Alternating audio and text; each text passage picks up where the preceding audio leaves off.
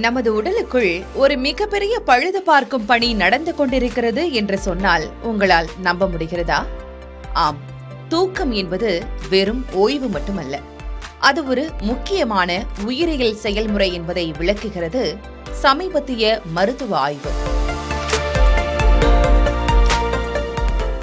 நாம் 7 மணி நேரத்திற்கு மேலாக ஆழ்ந்து உறங்கும் போது மட்டுமே நமது உடலில் உள்ள ஸ்டெம் செல்கள் வீரியமடைந்து சிதைந்த திசுக்களை சீரமைக்கும் பணியை தொடங்குகின்றன.